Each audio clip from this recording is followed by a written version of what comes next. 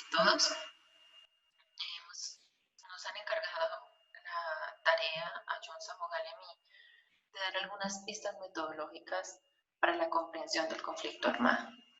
Es inevitable remontarse a la experiencia de cada uno, y mi experiencia, aparte de estar en el ámbito de la investigación y la docencia universitaria en universidades como Antioquia y Cauca, también se remonta a mi paso por algunas instituciones. Principalmente puedo notar que algunas de las lecciones que traigo el día de hoy vienen del papel que cumplía en el acompañamiento académico a las investigaciones del Centro Nacional de Memoria Histórica en los años 2015, 2016, 2017 y 2018, y un breve tránsito por la unidad de búsqueda de personas dadas por desaparecidas. Podría decir que mi trayectoria ha estado entre la universidad y estos tránsitos o este intervalo en lo institucional. He decidido en ese orden de ideas proceder a través de un listado de lecciones o de claves que son importantes a la hora de hacer investigación sobre el conflicto armado. Estas claves no necesariamente son para personas que hacen investigación en universidad, es decir, no necesariamente remiten a investigación académica universitaria, sino también son claves importantes de ser consideradas por personas de organizaciones sociales y también de entidades estatales que en muchas ocasiones, por el ritmo de sus quehaceres, de repente no pueden parar para reflexionar algunos de estos elementos. Y de eso es lo que se trata también esta iniciativa del curso. Entonces, procediendo con las lecciones, vamos a pasar a la siguiente diapositiva. Acá están enumeradas las 5 claves metodológicas que les traigo el día de hoy.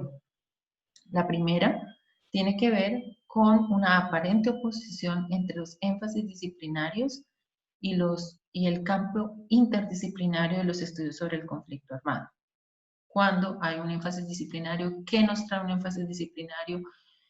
Trabajos que son más centrados o que tienen tal vez un anclaje mayor en la ciencia política, en la antropología, en la historia, y que tiene, digamos, en algún sentido comparativo con otros trabajos que vienen de equipos interdisciplinarios o que traen otro tipo de apuestas donde se fusionan esos campos.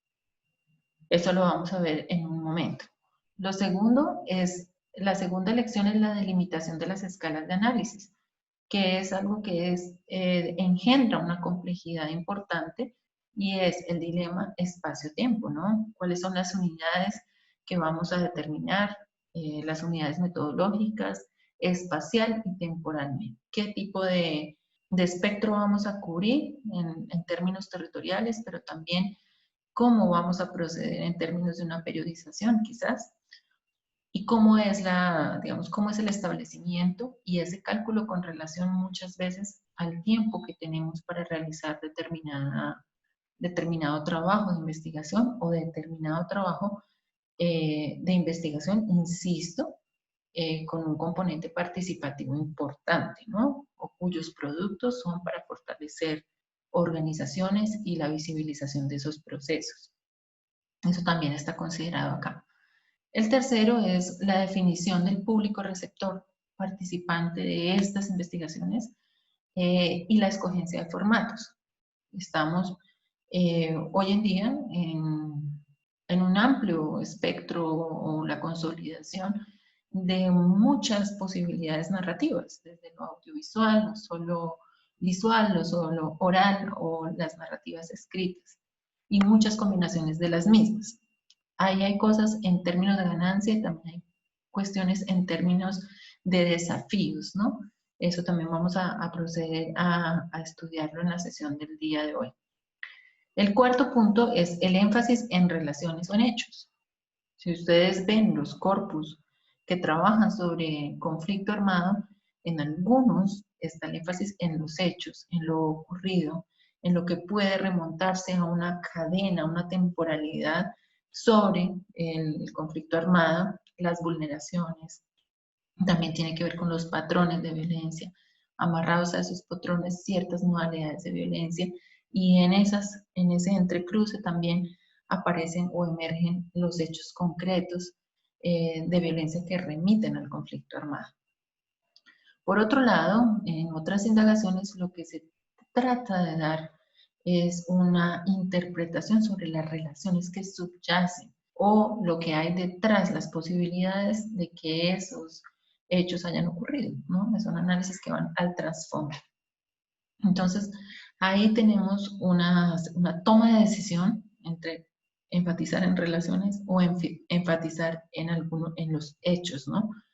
Ya vamos a ver un poco eso, qué ventajas y desventajas trae. En la lección número 5 es las trayectorias entre lo diacrónico y lo sincrónico. Hay análisis en el conflicto armado que son bastante coyunturales, localizados en el tiempo presente y que a veces no tienen una perspectiva analítica que remonte históricamente.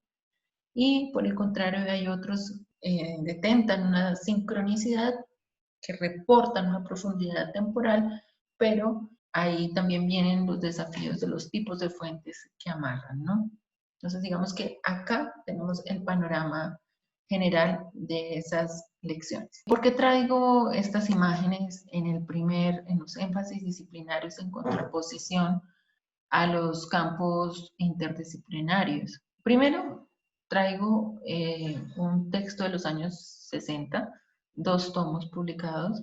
En sus referencias bibliográficas está un texto de Jefferson Jaramillo en parte sobre este texto. ¿Y por qué lo traigo a colación acá? Porque es un texto pionero de los estudios sobre violencia en el país y es un texto que abarca o que pretende ser un relato nacional y un relato nacional con las diferencias regionales incorporadas de base testimonial, pero también con una tentativa de una sociología del conflicto armado de mediados de siglo, la llamada violencia con mayúscula, que viene, digamos, o que fue fruto de los ánimos y de la violencia exacerbada a partir del bipartidismo, ¿no? Entonces, este es como un ejemplar que cumplía con distintos propósitos también de registro de esta época de violencia en el país, pero al mismo tiempo es un intento de congregar en una narrativa de orden más amplio, con una escala más amplia, que buscaba dar cuenta de ese fenómeno y de sus relatos a nivel nacional. En contraposición, y no porque sean comparables, sino porque esto nos da cuenta de un experimento sociológico e histórico con relación a un periodo de violencia en concreto. Mientras que ustedes ven el texto al lado de Matan y uno sigue ahí, que es un trabajo básicamente etnográfico realizado en finales de los 90, comienzos de los 2000, o remonta a ese periodo, pero sigue siendo muy del presente, sigue siendo un texto etnográfico, es decir, la inmersión de su autora en las dinámicas cotidianas de un poblado de Urabá y cómo va tejiendo esas relaciones y cómo se va dando cuenta del fenómeno de la inserción en la cotidianidad de lo paramilitar, de la violencia intrínseca, de las causas, de las posibilidades de convivencia y la afectación en el día a día de las maneras de relacionarse. Es un texto en ese sentido que nos marca un énfasis disciplinario desde la antropología, con algunos marcos, digamos, analíticos que pueden diferir caso a caso, que digamos, lo va pidiendo un poco el relato de la autora. Entonces aquí el relato vivencial, ¿no? Aquí tenemos formas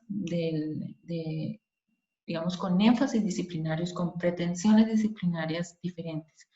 Y eso es muy importante a la hora de la escogencia o a la hora de empezar a determinar un diseño metodológico o un equipo de trabajo, ¿no? Entonces eso es muy importante. ¿Qué se pierde si tenemos una perspectiva etnográfica micro de dar cuenta de las relaciones en el día a día?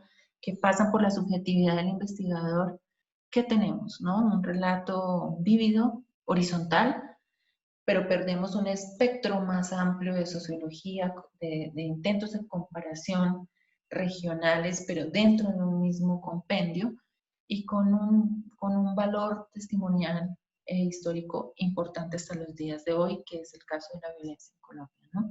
Entonces ahí podemos ver cómo hay unos énfasis disciplinarios en un par de ejemplos que he escogido de manera más azarosa. ¿Qué pregunta emerge, no? Y era lo que quería mostrar con esos ejemplares. Es cómo los énfasis disciplinares pesan a la hora de un diseño metodológico, ¿no? Si queremos una inserción en la vida cotidiana, va a ser un esquema metodológico que responda a otro tipo de énfasis disciplinares. Si buscamos, o disciplinarios, si buscamos un diseño metodológico que dé cuenta de una perspectiva más amplia, regional, nacional o comparativa internacional, apelaremos a otro tipo de énfasis disciplinares o beberemos de distinta forma de lo que las disciplinas nos pueden nutrir, ¿no? En general lo que notamos es que en los estudios sobre conflicto armado, las disciplinas que daban esos primeros moldes eran la historia y la sociología, hasta bien entrados los 90. Y lo que uno ve es que en la década de los 90 hay otras disciplinas que empiezan, digamos cuyas tesis y trabajos de profesores y estudiantes tratan estas temáticas que pueden ser muy diversas dentro de ellas, ¿no?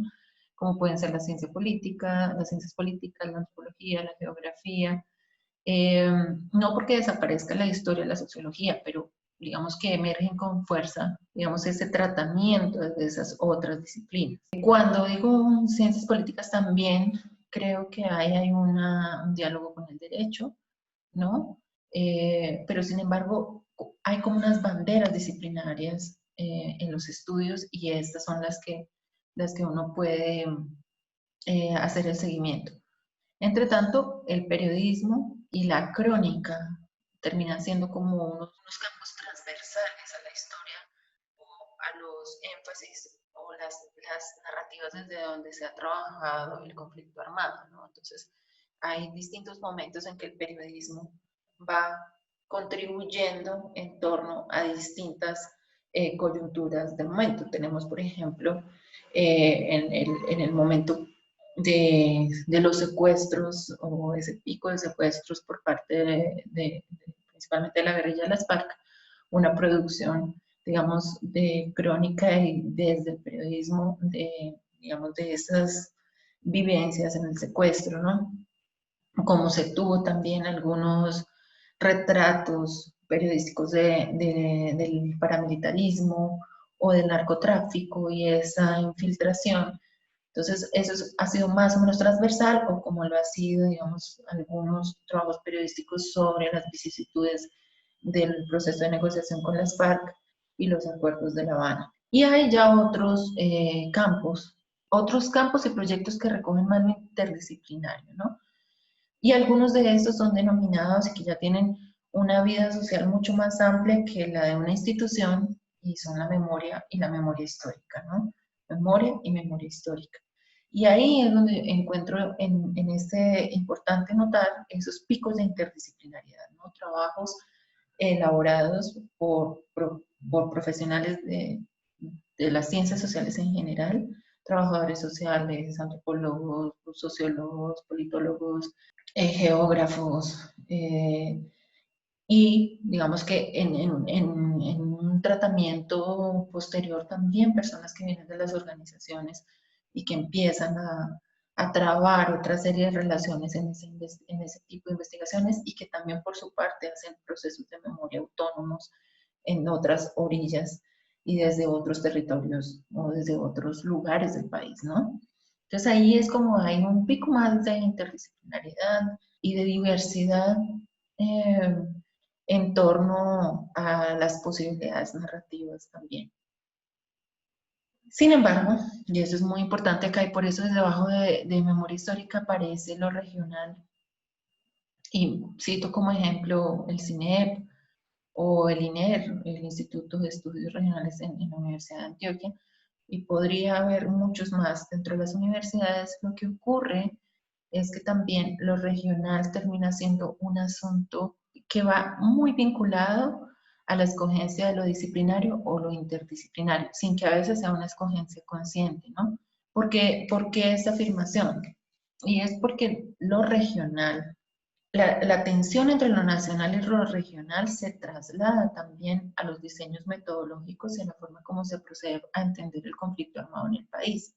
Los intentos de comprensión del conflicto armado nacional se ha localizado en determinados periodos, incluso el trabajo de las comisiones, de las comisiones post acuerdos de paz, han estado muy en la discusión de, bueno, pero ¿cómo vamos a amarrar las dinámicas si las dinámicas regionales son aparentemente tan diversas? ¿Cómo amarrar esa diversidad de lo que emerge en la región y esa casuística a un relato más amplio? Y esos han sido varios intentos no desprovistos de crítica.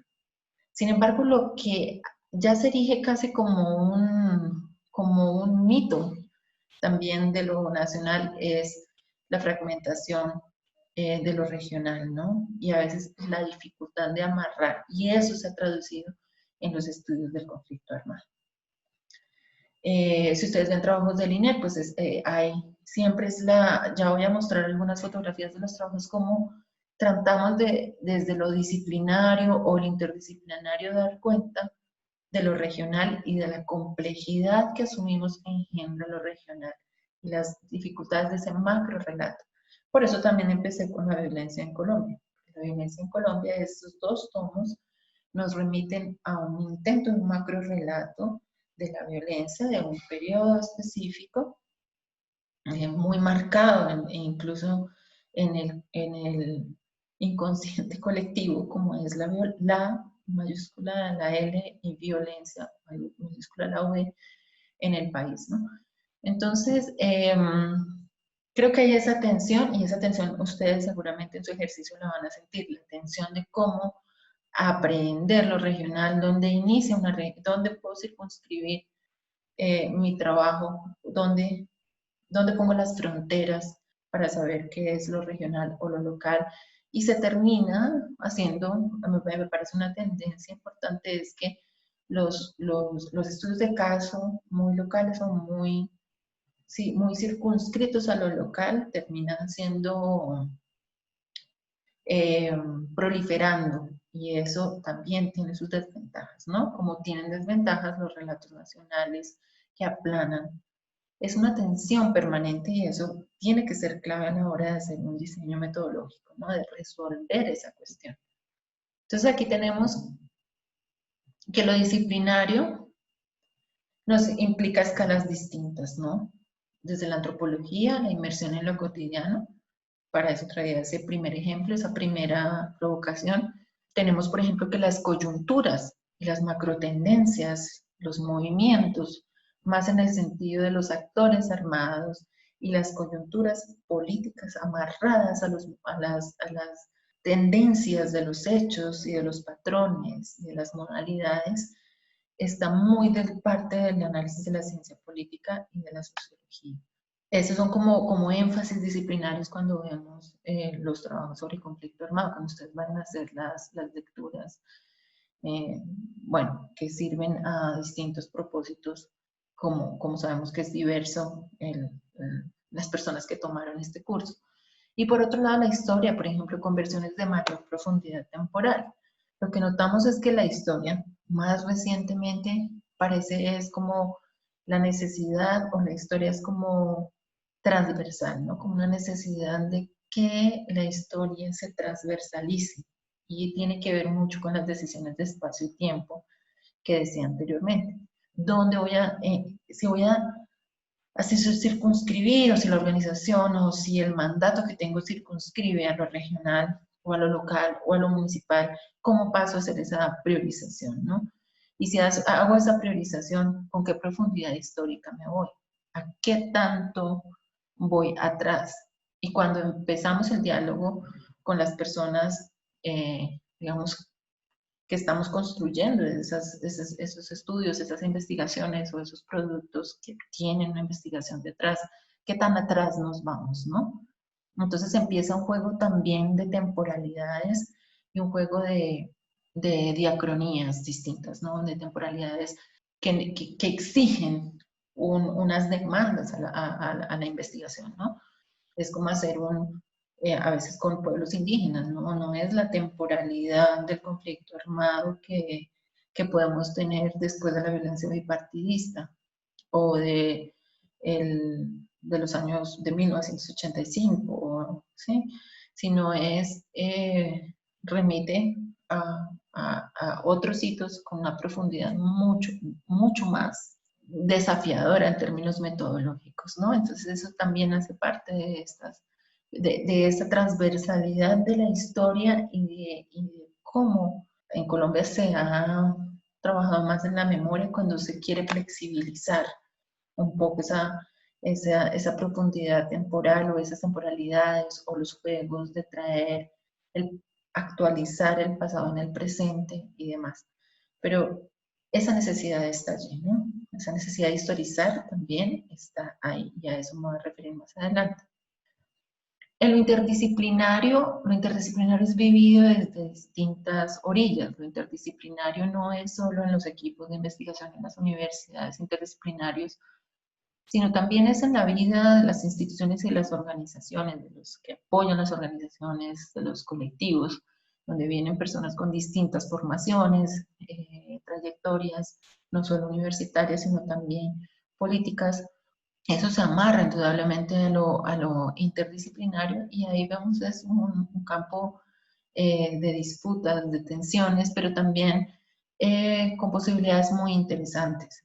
Y creo que esa vida de lo interdisciplinario está también en lugares como, por lo menos en lo que yo viví en el Centro Nacional de Memoria Histórica, actualmente puede estarlo en la Comisión de la Verdad o en la Unidad de Búsqueda de Personas Dadas por Desaparecidas, y también en varios observatorios de conflicto armado en regiones. Y cito el caso, también otro caso que conozco, que es el de Odecofi, que fue en su momento un observatorio sobre digamos, las dinámicas de posconflicto, de paz también, derivadas o con posterioridad, mejor, a la ley de justicia y paz, ¿no? Después del proceso con las estructuras paramilitares. Entonces, acá hay varias claves, ¿no? Cómo lo disciplinario nos da unas escalas distintas o unos énfasis distintos y cómo lo interdisciplinario nos pone en el ejercicio de negociar y de ver qué es digamos, ese énfasis que le vamos a dar. Y eso tiene que ver con de dónde vienen los pedidos, ¿no? También, si se nos trata, si viene un pedido de una organización, de un espectro regional, si es una organización de espectro nacional, qué herramientas podemos desplegar. Si es, por ejemplo, hacer un trabajo de reconstrucción de las afectaciones o de la violencia vivida por parte de militantes de determinado partido político, eso qué implica en términos de la metodología que despleguemos, ¿no?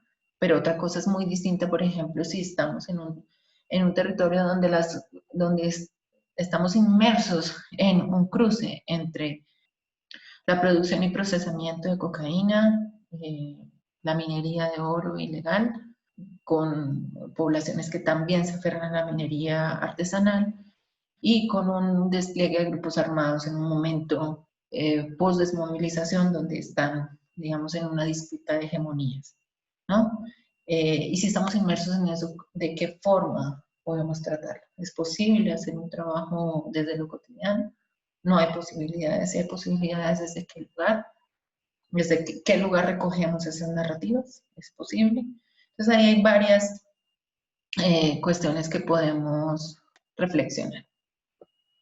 Como va tan amarrado la cuestión de los énfasis disciplinarios o lo interdisciplinario a un diseño metodológico, hay algunos asuntos que son claves acá, cuando se va a definir una investigación, y estoy hablando de investigación en un sentido académico universitario más clásico, que algunas instituciones también lo hacen, pero también en el sentido de investigación participativa. y es, en ningún caso el instrumento puede preceder al diseño metodológico, que es alguna también de las claves que yo doy en mi experiencia. He observado cómo los equipos se aferran a diseñar primero una matriz, un formulario, una encuesta, pero no han establecido algunas cuestiones a nivel de esto, de, bueno, entonces vamos a trabajar en qué escala, local, regional, y eso estoy dando solo unas básicas. Vamos a trabajar en nuestra relación con el tiempo, va a ser de qué tipo, cuál es el pedido, cuál es la negociación acá, cuál es el imperativo, cuál es la misión, por qué estos periodos, por qué tenemos que cubrir esto. Y esas decisiones así puedan ser modificadas de acuerdo a los márgenes de concertación y negociación que no hay investigación hoy en día, sin pasar por allí, pero no podemos diseñar el instrumento antes de tener un esquema, un diseño, unos presupuestos metodológicos más o menos claros. Y la otra clave, que es ya más en un sentido práctico, es como las técnicas no anteceden al diseño, ¿no? Yo observo en algunos proyectos de investigación que primero está que van a realizar el taller de memoria y termina haciendo la investigación en función del taller de memoria de la cartografía social, pero no hay una pregunta o no hay un objetivo claro o unos mensajes importantes a partir de los cuales se construye, sino es la técnica por la técnica. Y eso también es una cuestión que hay que tener muchísima precaución. La etnografía ocurre lo mismo para los antropólogos y antropólogas que estén aquí, digamos, escuchando, bueno, esta conferencia. Es muy importante también saber que esos alcances del etnográfico, esa inmersión en las relaciones sociales, esa inmersión en los lugares de ese tratamiento, hacer entrevistas no es hacer etnografía propiamente de la misma manera y no se adapta a todas las circunstancias, ¿no? La etnografía no se adapta a todas las preguntas y remite a una escala micro, que cuando hay circunstancias que lo micro puede ser supremamente esclarecedor de dinámicas amplias, de las explicaciones propias de las personas, que a veces en los esquemas macros se pasan por alto, pero hay que saber también insertar la etnografía en un diseño metodológico, ¿no? Y el análisis estadístico a partir de bases de datos también tiene que responder a una serie de elementos, a una serie de preguntas, lo preceden. No es hacer la estadística simplemente para ver qué emerge de allí, sino tiene que haber una serie de directrices y una serie de presupuestos antes. Entonces es como una clave que también es importante de ser tenida en cuenta. Ya saltando a la segunda lección, voy a seguir trabajando lo de los dilemas de espacio y tiempo, ¿no? Eso tiene que ver con unas preguntas básicas. ¿Qué, por qué y para quién, ¿no? Que es una de las grandes preguntas en investigación, el para quién. Pero es necesario en ese diseño metodológico que siempre se piensen esas preguntas, ¿no? O sea, que ustedes van a centrarse en un análisis, están trabajando en un observatorio, van a construir una especie de base de datos para apoyo a las organizaciones y visibilizar el asesinato de los líderes sociales en un espectro regional. Pasa por unas definiciones previas, como ya los dije, pero ese para quién no, tiene que estar claro, ¿no? Y asimismo la forma como van a ser dados los reportes, ¿no? Que arroje esa tarea de ese observatorio. Ya para quienes están como estudiantes, el espacio-tiempo también tiene que ver con el tipo de trabajo, si es un trabajo de pregrado, si es una tesis de maestría, si es un trabajo de posgrado. Entonces sería importante hacer el cálculo del espacio-tiempo, las unidades espaciales, la referencia al tiempo, si hay un periodo que se va a analizar, si es una coyuntura determinada, que pueda ser calculado en términos de lo que va, de las fases de investigación, ¿no? Hay un cálculo también, no solo de la temporalidad que se va a tratar, de los periodos, sino también el tiempo, tiene que ver con una planeación al tiempo que se tiene para hacer estos trabajos, ¿no? Eso también es muy importante en estos proyectos. Claro, estoy diciendo cosas que no son solo relativas al conflicto armado, pero lo digo porque hay, por ejemplo, ¿qué es lo que noto acá? Una tendencia, la proliferación de estudios de caso, ¿no? Y eso es un llamado quizás a unir esfuerzos entre instituciones, organizaciones y academia para a veces tratar de amarrar analíticamente cuestiones en los estudios de caso o políticamente inclusive, porque los estudios de caso pululan en las tesis de tanto de pregrado, maestría como de doctorado, ¿no? Entonces, esos estudios de caso a veces quedan sueltos, quedan como estudios que no se amarran a algo de mayor envergadura, ¿no? Y a eso es que iba un poco con traer la foto de la violencia en Colombia en primer lugar.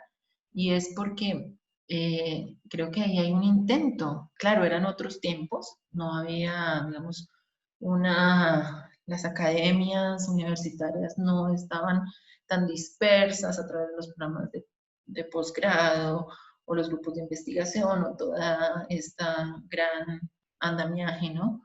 Pero a veces es necesario buscar recoger. Y lo que vemos es esa proliferación de los estudios de caso. Sin embargo, los estudios de caso en sí mismos engendran una gran diversidad, ¿no? Hay algunos centrados en eventos críticos, en poblaciones determinadas, en sectores, ¿no? Basta ver acá, digamos, por ejemplo, el legado del Centro de Memoria o aún algunas cosas que recoge la comisión o que está trabajando la comisión y es algunos trabajan, digamos, por poblaciones, entonces se trata, digamos, de determinadas comunidades campesinas en tal lugar, se trata de componentes étnicos, se trata, o en otros casos, digamos, se trabaja periodistas, como el conflicto armado ha afectado la labor de periodistas, de sindicalistas, de docentes, etcétera, etcétera, ¿no?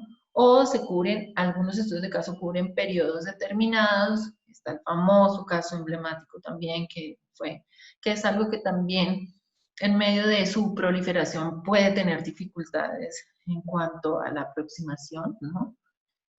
Porque cualquier cosa también puede tornarse un caso emblemático.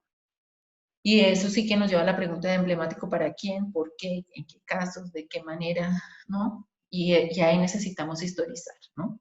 Y también esos estudios de caso, digamos que son los que más proliferan, pero también en los dilemas espacio-tiempo tenemos que tener en cuenta cuándo se trata de estudios regionales, cuándo de estudios nacionales.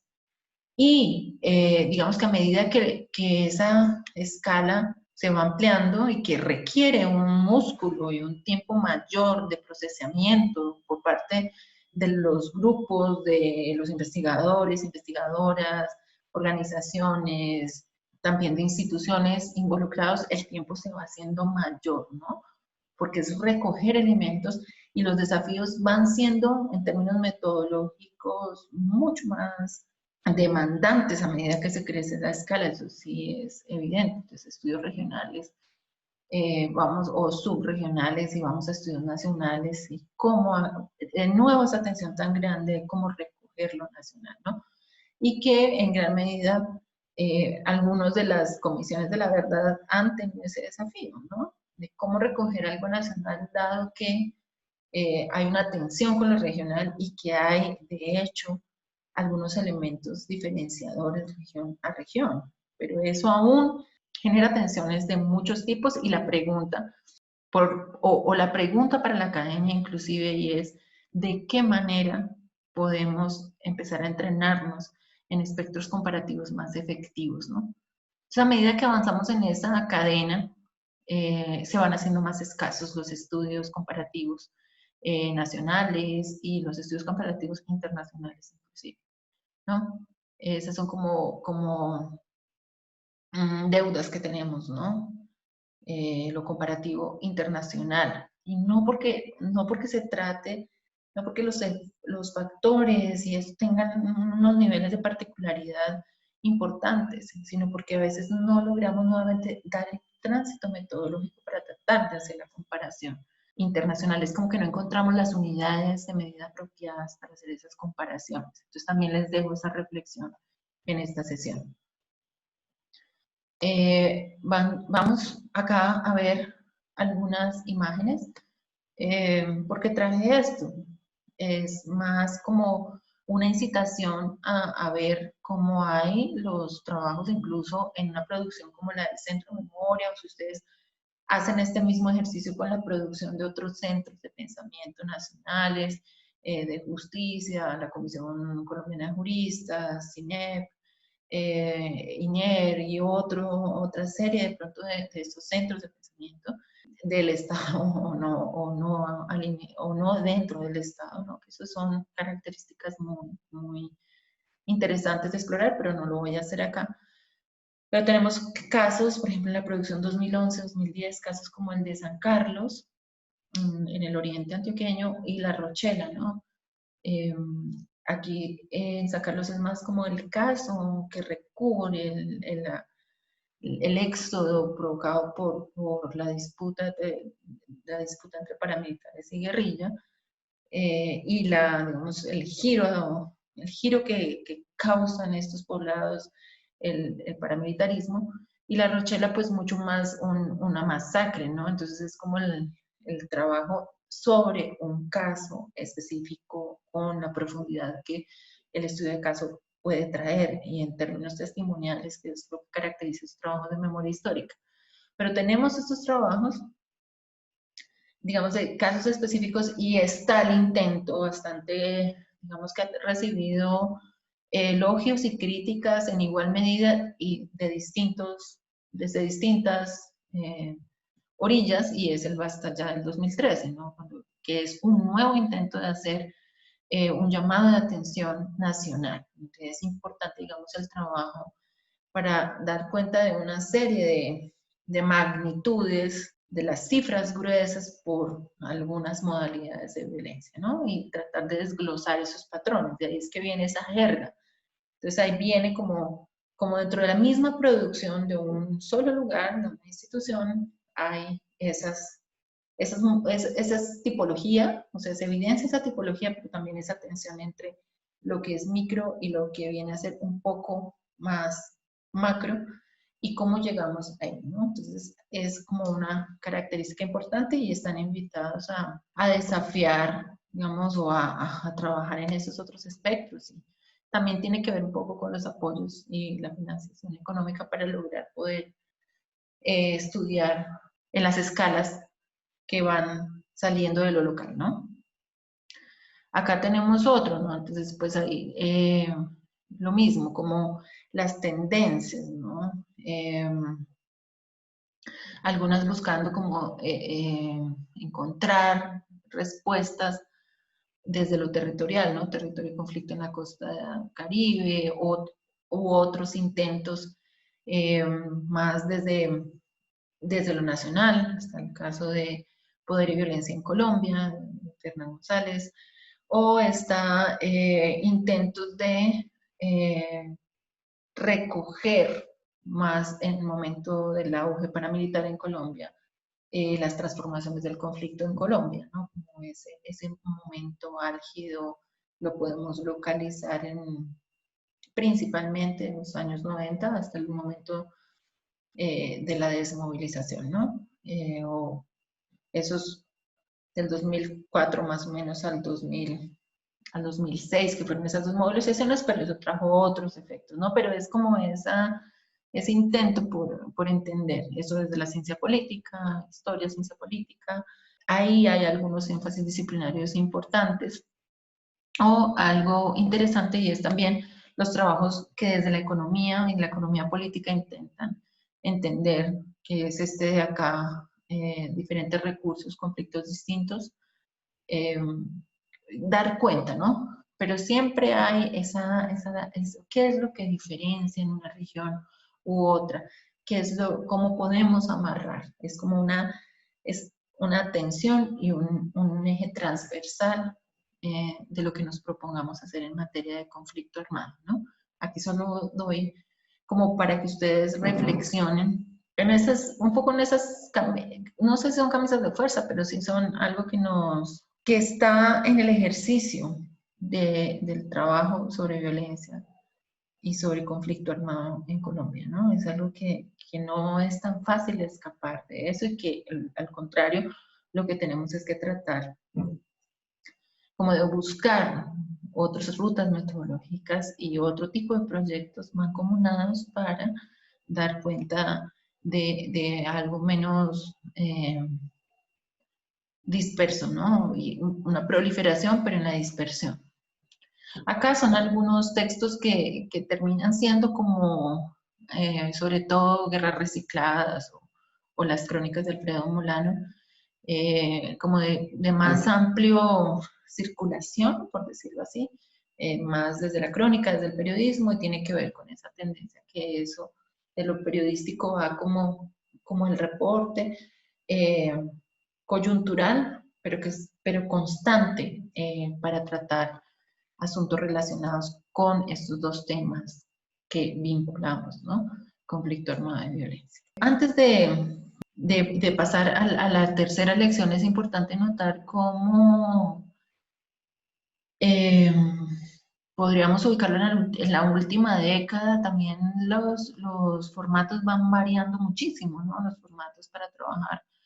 Aparte de tener las escalas que he mostrado aquí en lo local mucho más fuertes en lo regional, pero generalmente es un estudio de caso en lo regional inclusive. Pero también han modificado los formatos. Entonces, por ejemplo, aquí tenemos formatos de multimedias, formatos de podcast, formatos de cartillas, de historias de novela ilustrada, de cómic, en fin, la diversidad de formatos sí se ha venido consolidando, pero eso tiene que ver también con la necesidad de un diseño metodológico que nos diga qué es lo que queremos hacer y para quién. Y en ese sentido también se escoge el formato, ¿no? O se va moldeando. Entonces esto era para traer como una diversidad. Acá abajo ejemplos de cómo siempre estamos anclados a lo regional, ¿no? Como es, en lo regional y en lo local es donde está la mayor parte de la concentración de los trabajos en conflicto armado. Entonces, Urabá, Caquetá, Oriente Colombiano, Pacífico Nariñense, etcétera, etcétera. O ya casos mucho más micro, como puede ser este de las historias gráficas acá de La Pola y Palizúa, ¿no? O acá está algo en Tulapas también, en la zona del Darién, o del Urabá chocuano. Como tercera lección está la definición del público receptor y participante, ¿no? Y eso tiene que ver con la escogencia de formatos, como les decía anteriormente, y eso va en un diseño metodológico previo. ¿Qué tipos de narrativa? ¿No? No es como, ay, terminé la investigación, ahora sí toca hacer un video para apropiación social. No, yo creo que es importante y es una de las claves que queremos dar, es importante considerar eso desde un comienzo del diseño metodológico, a dónde queremos llevar, qué tipo de materiales, para quién, nuevamente esas preguntas que estaban en el eje anterior. Entonces, en ese orden de ideas, la concertación y la estrategia de comunicaciones debe ser desde un comienzo, ¿no? No son solo productos de divulgación, sino también de apropiación, pero la apropiación no se hace al final, sino se hace idealmente desde un comienzo, ¿no? Sobre todo, ¿por qué? Para evitar la proliferación y dispersión, ¿no? Que es lo que nos ha mantenido, es una constante, ¿no? Y a veces nuestros estudiantes dicen, no, de eso no se ha hecho nada, ¿no? Y a veces es porque hay un desconocimiento de otros trabajos similares, porque la dispersión, se dispersan los trabajos y no hay unas agendas en común, que es parte del mensaje que yo les traigo. En un diseño metodológico siempre va a haber una definición de unidades metodológicas o focos metodológicos, y eso es muy importante, ¿no? ¿Qué es mi unidad metodológica? ¿En qué voy a trabajar, no? La unidad metodológica es una red de interlocutores, es un evento específico que transformó de esta forma y que ya ha sido, o la unidad metodológica remite a una serie de personas claves en determinados procesos, y eso va amarrado obviamente a las técnicas que se puedan desarrollar, ¿no? O es un pedido, ¿no? De repente es un pedido donde los recortes son mucho más difíciles de hacer, ¿no? Por ejemplo, no sé, mandatos institucionales, donde usted tiene que hacer unos reportes mucho más casuísticos, ¿no? Pero no en términos de poder seleccionar una muestra, sino de dar cuenta de todo. Entonces ahí es muy importante definir eso y como les digo, no pasa por la definición de un instrumento. Tiene que haber una serie de tomas de decisión previas al instrumento, ¿no? Y eso tiene que ver con procesos de concertación, en la mayoría de los casos con organizaciones y poblaciones, comunidades. Las dimensiones metodológicas son las preguntas clave. Es decir, si yo tengo una unidad metodológica, llámese evento X o llámese líderes de las acciones comunales que fueron, digamos, que pueden narrar la historia de afectaciones y ellos mismos también eh, afectados por distintas dinámicas del conflicto armado. Bueno, entonces, ¿qué preguntas son las clave acá, ¿no? Y eso me da una dimensión de lo metodológico, ¿no? Porque las dimensiones metodológicas no son las técnicas, ¿no? O sea, es decir, si yo tengo, voy a hacer un caso emblemático sobre una masacre, probablemente no voy a usar una estrategia donde prime más la etnografía. Probablemente va a primar una serie de entrevistas o una serie de recorridos por el lugar, análisis de otras fuentes, ¿no? De prensa, etcétera, donde yo pueda unir, pero yo no puedo decir que saltar esas técnicas y definir después la unidad metodológica o la dimensión metodológica, que son las preguntas que yo le hago o que le voy a hacer a esa unidad metodológica y que generalmente tienen que ver con los objetivos que se ha trazado, ¿no? Entonces eso está amarradito. Entonces también es como una clave. Yo sé que para algunos que han visto seminarios o fundamentación en investigación, esto puede ser como llover sobre mojado, pero en el corre-corre o en el ejercicio ya de la investigación, esto se pierde de vista. Entonces vale la pena hacer el llamado. Lo otro es, la otra clave acá es, si usted tiene un montón de productos, por decirlo así, si usted tiene un programa de radio, podcast, tiene videos, pues verifique en qué se va a centrar, ¿no? Porque a veces es no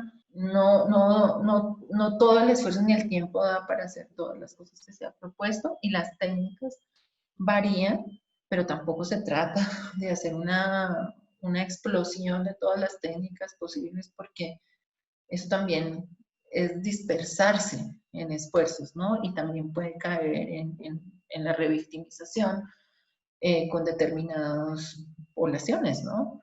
Tiene que hacerse una preparación antes para saber qué se ha hecho previamente en esos lugares, con esas personas, con esas organizaciones y tal, porque pues puede ser la sensación que da es que hay una sobreinvestigación, pero muchas veces es por, a veces también un trabajo de campo en que se esfuerzan demasiado, demasiadas técnicas, se recaba demasiado material que es utilizado posteriormente, ¿no? Entonces eso también es como un llamado de atención. Acá, esta fotografía es porque es una experiencia muy interesante en el Centro Nacional de Memoria Histórica, que fue el informe de Catatumbo, un informe de carácter regional, que era salir, o sea, como les decía, en la producción del Centro de Memoria encuentran desde lo más estudio de caso micro, hasta intentos de hacer comprensiones más de índole nacional y regional. Este informe Catatumbo es de carácter regional y tiene una serie de productos muy interesantes. Y es el informe consensuado, hay varias organizaciones. Quien llamó primero fue la diócesis de Tibú, pero se unieron otros socios y otras organizaciones, incluso Resguardos Barí y demás. Pero aquí lo interesante es, primero los mapas, ¿no? Los mapas, incluso hay un mapa de sitios de vida, ¿no? Por solicitud de las propias poblaciones y de los participantes, como no, el Catatumbo no es solo eso, sino hay una serie de lugares que podemos nombrar como fundamentales para la vida social. Está por el otro lado de ese mapa. Y eso es muy importante en la concertación. Se hizo también una serie de historias de vida en un formato que tiende a ser mucho más digerible, ¿no? Para un público. Las ilustraciones, la escogencia, todo eso, pues digamos que requeriría un tiempo y una necesidad como de esa cuestión que les he dicho, no pensarlo al final, sino desde un comienzo, y está el informe, ¿no? Cuyos contenidos, todo eso fueron distintos grados de negociar y consensuar con distintos sectores que recoge el informe, ¿no? Desde, pues digamos, hay sectores más de las organizaciones campesinas, organizaciones sociales, también están involucrados partidos políticos o, digamos, líderes que estaban vinculados a partidos políticos, juntas de acción comunal, también recoge testimonios de poblaciones ya más específicas, de su trabajo eh, de elaboración de videos y fotografía con jóvenes de la región. Se hizo un trabajo específico con campesinos cocaleros, se hizo un trabajo específico con mujeres. En fin, ahí hay como considerados muchas de esas demandas que se solicitaban al proceso interno. Me parece un resultado que merece ser destacado. Lástima que quedó un poco al final del cambio de gobierno y de pronto no fue tan visibilizado, pero creo que reúne esa diversidad reúne posibilidades narrativas diferentes y formatos diferentes en medio de una concertación. Y sí fue pensado muy al inicio, no fue como al final, hagamos esto porque puede ser chévere y no. Creo que eso es una cuestión importante de ser resaltada. Acá es como para notar, hacer notar la diversidad en la última década, y creo que la Comisión de la Verdad y las otras entidades transicionales dan cuenta como de esta diversidad de formatos, pero de nuevo el llamado es, bueno, la diversidad de formatos puede dar cuenta de cierta democratización a nivel de las maneras de expresar, de contar, de la propia versión, la propia historia sobre esto, ¿no? Sobre lo que ha sucedido en el marco del conflicto armado, y pues con un foco en la historia con las FARC, ¿no? Pero también el llamado es hasta qué punto esa dispersión puede ser contraproducente, ¿no? Esa es como una provocación también que tengo acá. Entonces, vean, en las publicaciones de la comisión también hay novelas gráficas, hay incluso recetarios, los espacios de escucha, regionales, y bueno, la preparación ahora del informe de la comisión, que también recoge de distintos sectores, poblaciones, regiones, etcétera, etcétera. Entonces, como nuevamente esa diversidad que hay de lugares de enunciación, pero también de las formas como se recogen, ¿no? Y eso es algo que se tiene que tomar esa decisión. Acá, bueno, es como para dar cuenta de esa, nuevamente, bueno, hay una dispersión y hay una democratización. Acá no traigo específicamente desde las organizaciones cuestiones, como para dar un espectro de algunas instituciones o de casos que yo conozco más, pero sin duda la reflexión puede ir en esa dirección. Entonces tenemos, por ejemplo, acá el Centro Nacional de Memoria Histórica, hay textos, audios, video, multimedia, este es del INER, libros, artículos, cartillas, documentales, videos, multimedia, cartografías, etc. Y acá es como también la dispersión tiene que ver un poco cómo se clasifican los trabajos, ¿no? En la página del CINEP, por ejemplo, vemos que hay conflicto de Estado, derechos humanos, desarrollo, educación, extractivismo, movimientos sociales, paz, tierras, ¿no? Entonces también, en muchas de las cosas que sabemos que analíticamente van amarradas, después se separan. Y eso también es un ejercicio complejo para los que trabajan en el gran campo conflicto armado, porque hay muchos de los motores o de cómo se amarra, como puede ser en el Cauca el extractivismo, como pueden ser los movimientos sociales que quedan bajo temáticas que no se amarran al conflicto directamente, ¿no? Entonces, esa dispersión se hace aún mayor, pero ese sí que es un problema analítico y académico complejo, ¿no? ¿Cómo hacemos esos amarres y de qué manera, ¿no? Cuando sabemos que, por ejemplo, tierras, en el Centro de Memoria también había una colección específica, un informe nacional de tierras y otros regionales. Y ahí estaba el conflicto claramente, cuando se leía cada texto emergía, ¿no? Una comprensión de esas bases de la disputa por la tierra en unas dinámicas de violencia que fueron transformándose temporalmente, espacio-temporalmente, pero que no sabemos dar cuenta si no es remitido a lo que es tierras. Entonces, esa atomización de los campos también es un desafío muy grande y es parte de lo que ustedes pueden, a la hora de hacer las búsquedas, puede que el caso que estén trabajando esté más en extractivismo, esté más en conflicto de Estado, por ejemplo, ¿no? Entonces, ese tipo de cuestiones son un desafío gigante para los trabajos en estos campos. La cuarta lección es el énfasis en relaciones con hechos, ¿no? Para propósitos descriptivos y analíticos. Entonces, cuando estamos hablando de hechos, el más común es, por ejemplo, los asesinatos de líderes, las masacres, y eso porque están ahorita como en un escenario donde son comunicables, ¿no? Son como códigos que se convierten a nivel social, pero que a veces no sabemos lo que hay detrás de eso, ¿no? El asesinato de un líder social es como casi un índice de algo que nos llama la atención y que nos posiciona, pero que no sabemos a ciencia cierta qué hay detrás, ¿no? Sin embargo, los asesinatos, que en otro momento los análisis del conflicto, los asesinatos selectivos que mostraban algunas tendencias de ingreso o de control de los grupos armados a determinadas regiones, son hechos, ¿no? Igual que las masacres. Y a veces el foco en los hechos o en el secuestro o ese tipo de asuntos retira el análisis.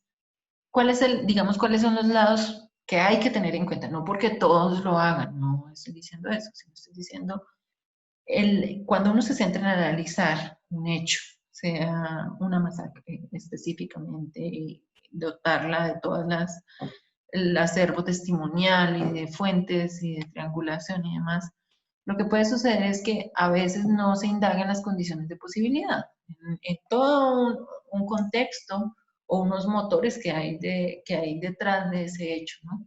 Y que nos amarran analíticamente. Esa es una maestría muy grande en algunos de los casos emblemáticos, dar cuenta de toda esa situación contextual, de los motores que hay alrededor y que demuestran o que dan base a que ese hecho pueda ser comprendido, ¿no?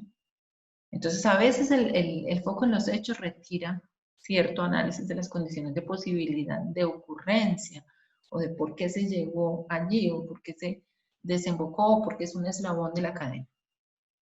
También a veces los hechos nos hacen que nos desvinculemos de lo más macroestructural, ¿no? De condiciones mucho más amplias del sistema económico, de las formas de explotación, de las cuestiones de tierra, de las cuestiones también políticas, pero en una larga trayectoria, unas tendencias con una profundidad histórica un poco mayor. Y a veces también los hechos necesitan un tiempo para ser decantados, ¿no? En el análisis. Entonces aquí vemos también otra tendencia y es tener cuidado porque a veces el foco en los hechos lo que hay es un exceso de coyuntura, ¿no? Y en la coyunturitis se retira la agencia de quienes lo han vivido. Entonces damos es una interpretación del lugar común, eso en el lado más viciado, y no tratamos de entender. Ojo, al hablar de contexto, no es un contexto histórico donde hagan la monografía de cada lugar, ¿no? Como desde que llegue una contextualización hegemónica, ¿no? Como llegó el conquistador y entonces no. Se trata es como de la comprensión de una serie de un nido, de un nicho de elementos que recubren esos hechos que estamos analizando, ¿no? Sin retirar la agencia de quienes lo han vivido, ¿no? Para eso justamente se hace el trabajo de campo, en las técnicas que consideremos pertinentes para nuestro diseño, y es porque necesitamos esa escucha de esas versiones de quienes lo han vivido, ¿no? Y cómo podemos empezar a desglosar ese análisis también, o realzar las cuestiones que nos están indicando en lo vivido, ¿no? ¿Y cuál es el riesgo también? Otro riesgo en los estudios de conflicto armado y violencia, y el de la exogenización de la violencia o de los actores armados. Como que llegaron de otro lado y todo estaba perfecto aquí antes de que llegaran y llegaron y se dañó todo. Más o menos, eso no es bien así, ¿no? Sabemos que muchos de los grupos armados pues tienen distintas fases de la relación con las comunidades, con las poblaciones o con sectores de la misma que ya tienen algunas disputas internas. Eso es muy difícil de ser dicho, por supuesto, porque nos enfrentamos a cuestiones de sesgos muy profundos, pero no hay que desconocerlo, ¿no? No hay que desconocer, o por lo menos no caer, so pena de no poder decirlo, en un análisis cristalizado, exogenizante de la violencia de los actores armados, ¿no?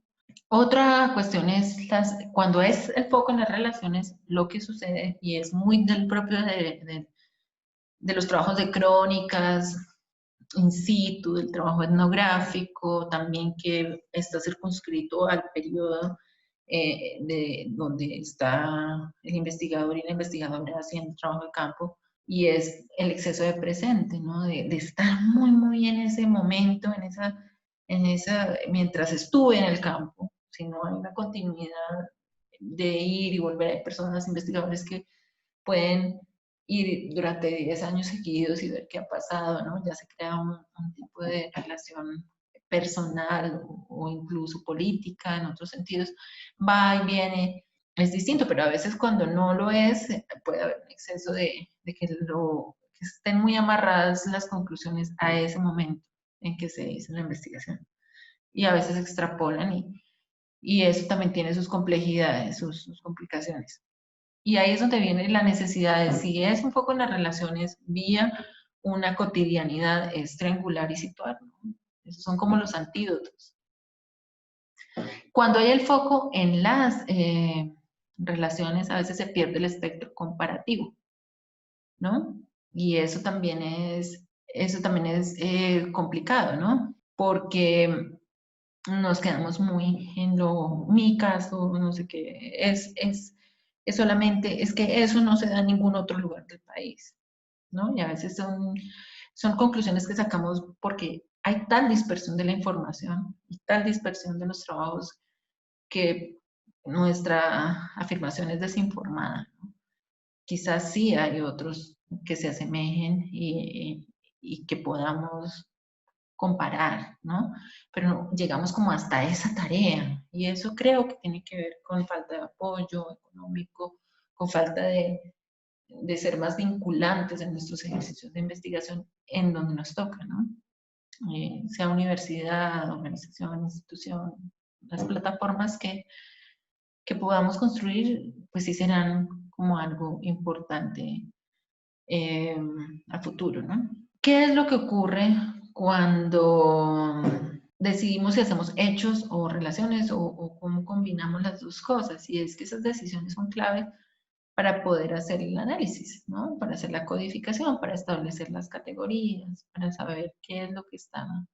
Bien sea que necesitamos dar cuenta de las categorías que ya están dadas por la misión de nuestra organización, por los principios de la organización social con la que trabajamos, de los colectivos, o bien sea porque pues estamos en una institución y hay una serie de cuestiones que son necesarias de investigar y de usar esas casillitas. Pero eso, como nosotros definamos el énfasis en hechos o relaciones, nos va a marcar la pauta a la hora de hacer el análisis, de crear, de dar cuenta de las categorías, de nombrar los fenómenos, ¿no? O de decidir nombrarlos de tal o cual manera. Y cierro, digamos, esta lección, ya solo me falta una. Todo lo anterior nos evidencia la necesidad de una articulación, institucionalidad y universidad, ¿no? Y no solo, sino también cuando digo institucionalidad, también me gustaría entre los movimientos sociales, ¿no? Y la universidad y las organizaciones. Es tratar de articular, no de jugar, que la dispersión tiene muchas cosas interesantes, pero la dispersión también nos lleva a no dar cuenta de unos elementos de consenso o las discusiones del consenso que quizás son lo más en busca de consenso, que quizás son lo más interesante, ¿no? Ya en la lección número 5, acá ya he venido dando detalles sobre esto y es como las trayectorias entre lo diacrónico y lo sincrónico, ¿no? Y creo que es muy importante el papel de la historia en un sentido crítico y de las periodizaciones. Y es que ese es como en lo que a veces para estudiar conflicto armado se plasma la historia crítica, ¿no? Las periodizaciones pueden ser ejercicios contrahegemónicos, ¿no? Lo que decía, ¿dónde comienza mi historia con la violencia? ¿Dónde comienza el conflicto armado para un nosotros, para un nosotras? Para acotar, eso es muy interesante. Entonces, es necesario que las cronologías, que los ejercicios de periodización sean pues nos enfrentan a los dilemas de lo individual colectivo, ¿no? Y el desafío en las periodizaciones cuando trabajamos conflicto armado, amarrado a la de las escalas, es como lo coyuntural, que es algo que es muy recurrente en el tratamiento del conflicto armado colombiano. Lo era antes de las redes sociales, ¿no? Es como lo que va sucediendo. El último hecho me lleva a una coyuntura específica que circunscribo, pero de nuevo no me permite ampliar o la transversalidad de la historia de una forma crítica. Y las periodizaciones también cuando ya hay un estudio de caso, cuando ya yo lo estoy aplicando a determinado contexto, es, bueno, entonces voy a tratar el tiempo, lo diacrónico, desde algo preestablecido, o también esa diacronía negociada, ¿no? Y eso es otro debate fuerte, ¿no? Eso es lo que nos pone a los investigadores, nos pone desafíos muy grandes en la negociación y en la concertación y en lo que hacemos con las poblaciones con las que estamos trabajando, ¿no? O con las personas sociales, ¿no? En ese sentido de cómo se negocian las periodizaciones. Y ahí tenemos, digamos, como herramientas muy comunes ya las líneas de tiempo. Entonces, las líneas de tiempo o los periodos o la periodización que abarca con relación a determinada fase del conflicto armado o con determinado fenómeno que está amarrado al conflicto armado necesariamente, ¿no? Entonces, eso es como un desafío grande. Acá traigo dos ejemplos, ¿no? Es como uno crea o cuál es la posibilidad de que haya líneas de tiempo donde el investigador, en este caso sí universitario o funcionario, se tome en serio las periodizaciones y los propios dilemas de la periodización de las poblaciones, ¿no? Y en el otro, pues digamos, como también puede haber unas periodizaciones súper largas. En este ejemplo acá es una periodización de Caquetá, Conflicto y Memoria. Eso fue como un documento que se sacó para un museo y acá es como la línea de tiempo va de 1900 a 2013, que fue la publicación. Entonces es como se amarran los periodos gigantes a unos hitos que dan lugar a discusiones, ¿no? Hay unos muy, digamos, muy tangibles como, o más o menos unánimes, como por ejemplo la presencia de las FARC en el Caquetá entre el 68 y el 2013, pues en ese momento era hasta ese momento en que se hizo la publicación. Pero hay otros que bueno, que son mucho más negociados, ¿no? Más disputados. Por ejemplo, aquí violencia contra educadores entre el 79 y el 2008, ciertamente es un hito a ser discutido. Es decir, las periodizaciones también son posibilidades contrahegemónicas. Y eso a veces se nos olvida porque las hacemos hegemónicas, ¿no? Entonces también es como el desafío, lo diacrónico, lo sincrónico, el manejo del tiempo, el transcurrir en relación con la violencia, con tipos de violencia, si se amarran o no al conflicto armado, son desafíos que ustedes también van a tener como en sus ejercicios de investigación. Yo dejo acá abiertas esas 5 lecciones que podemos profundizar en la sesión, y la bibliografía va mucho en el sentido de balances sobre lo que se ha hecho, un balance sobre el Centro de Memoria, otro balance de ODECOFI, pero cómo fue para la Regional de Antioquia trabajar con bases de datos, y el otro es lo de Jefferson Jaramillo sobre la violencia en Colombia, sobre ese texto que es, digamos, clave para quienes estén adentrándose en estas cuestiones, ¿no? Quizás dejo otro texto más sobre otro balance, quizás el de las recomendaciones a la Comisión de la Verdad por parte de la Comisión Colombiana de Juristas. Me parece que también puede funcionar algunas de sus búsquedas. Y siendo de esa manera, agradezco la atención. Hasta luego.